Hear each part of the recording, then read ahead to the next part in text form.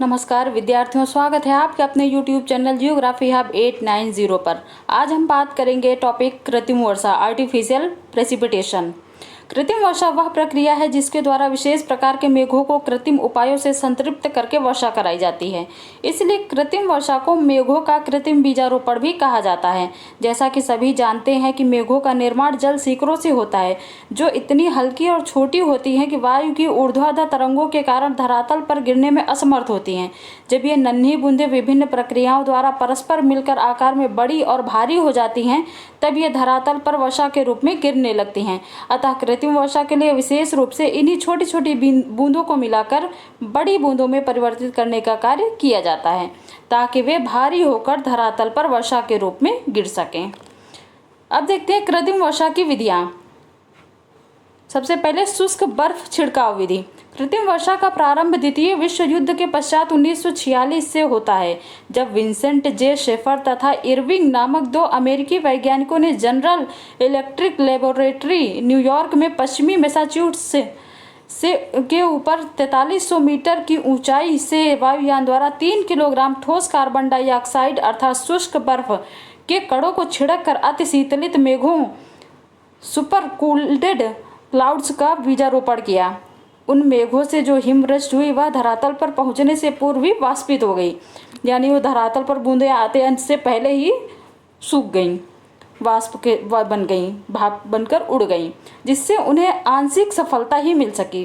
किंतु इससे यह सिद्ध हो गया कि इन उपायों से मेघों की अति शीतल परतों तथा कपासी मेघों को हिम निर्मित मेघों में बदला जा सकता है, यानी कि एक संभावना जो है वो निकलकर सामने आ गई।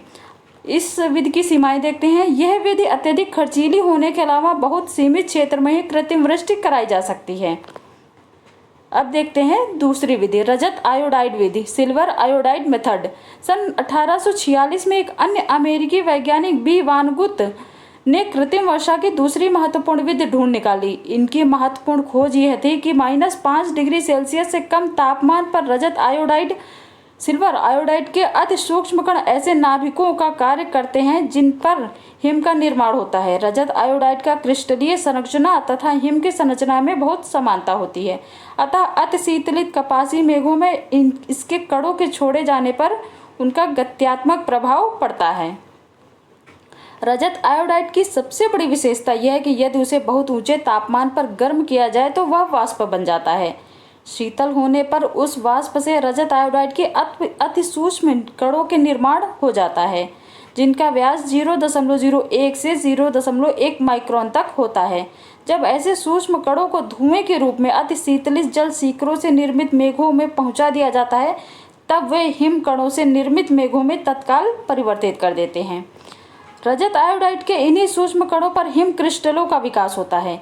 वास्तव में जब एसीटोन नामक अत्यधिक ज्वलनशील तरल पदार्थ में रजत आयोडाइड का घोल जलाया जाता है, तब इनके अत्यंत सूक्ष्म क्रिस्टलों का निर्माण होता है।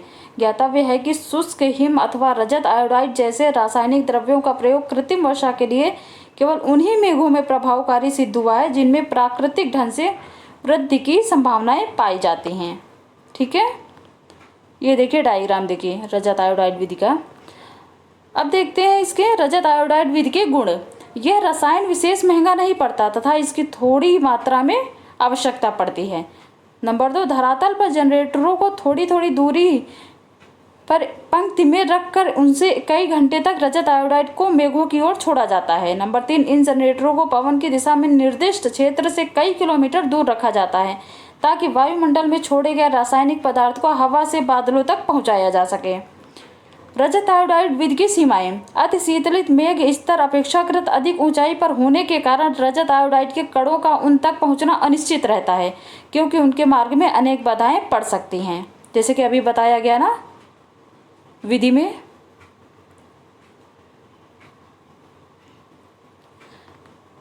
नंबर 2, रजत आयोडाइड सूर्य के प्रकाश से बहुत शीघ्र प्रभावित हो जाता है, अतः उनमें लगभग 1 घंटा रहने के उपरांत हिमकणों के निर्माण की क्षमता कम होने लगती है।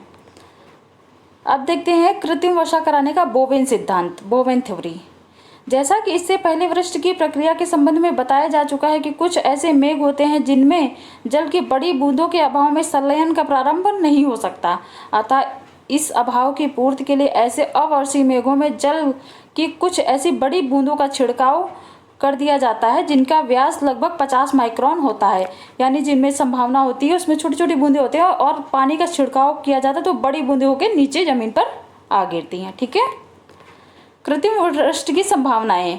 कृत्रिम वर्षा के लिए किए गए प्रयासों की सफलता सदैव विवादास्पद रही है। प्रारंभ में अनेक व्यावसायिक प्रतिष्ठानों ने दावा किया कि मेघों के कृत्रिम बीजारोपण से वृष्टि में कई 100% की वृद्धि संभव है, किंतु वैज्ञानिकों ने ऐसे दावे निराधार सिद्ध कर दिए। उनके मतानुसार वृष्टि की मात्रा में अधिक से अधिक 10 से 20% वृद्धि हो सकती है। सटन ने इस संबंध में अपना मत व्यक्त किया है कि धरातल से छोड़े गए रजत आयोडाइड के द्वारा विस्तृत क्षेत्रों की वर्षा में अधिक वृद्धि के संतोषजनक प्रमाण नहीं मिलते। कुछ विशेषज्ञों का मत है कि कृत्रिम बीजारोपण के लिए चुने गए मेघों की मोटाई लगभग 1500 मीटर होनी चाहिए। इसके अलावा धरातल से इन मेघों के आधार की ऊंचाई उतनी ही होनी चाहिए जितनी इनकी मोटाई हो। धरातल से 1 से 2 किलोमीटर की ऊंचाई पर पाए जाने वाले गहरे भूरे रंग के वर्षा मेघों निम्बस क्लाउड्स से ही कृत्रिम वर्षा कराई जाती है। मेघों से कृत्रिम वर्षा कराने के लिए विद्युत तरंगों तथा प्रघाती तरंगों शॉक वेव्स की संभावनाओं पर विचार किया जा रहा है। सैद्धांतिक रूप से इनमें कृत्रिम वृष्टि की अपार संभावनाएं निहित हैं। आकाशीय विद्युत से वायुमंडल में जो ऊष्मा उत्पन्न होती है उससे संवहनी क्रियाओं पर प्रभाव पड़ता है तथा विद्युत आवेशों से मेघों के सूक्ष्म कणों को परस्पर मिलकर बड़ा होने में सहायता मिलती है। यही कारण है कि कपासी वर्षी मेघों में बिजली की चमक के तत्काल बाद जोरों से वर्षा होती है। इसी प्रकार मेघ गर्जन से जिन आघात तरंगों का सृजन होता है वे बूंदों के टकराव में महत्वपूर्ण योगदान करती है। उन्हीं के कारण वायुमंडलीय प्रसार के कारण उत्पन्न शीतलन से अत्यंत सूक्ष्म हिम क्रिस्टलों का निर्माण होता है जो वृष्टि में सहायक होते हैं। विगत वर्षों में परीक्षण के रूप में मेघों के मध्य रॉकेटों के द्वारा विस्फोट करके कृत्रिम वर्षा कराने में सफलता मिली है। ये देखिए रॉकेटों द्वारा कृत्रिम वर्षा। ठीक है, अब ये टॉपिक समाप्त होता है। धन्यवाद, नमस्कार।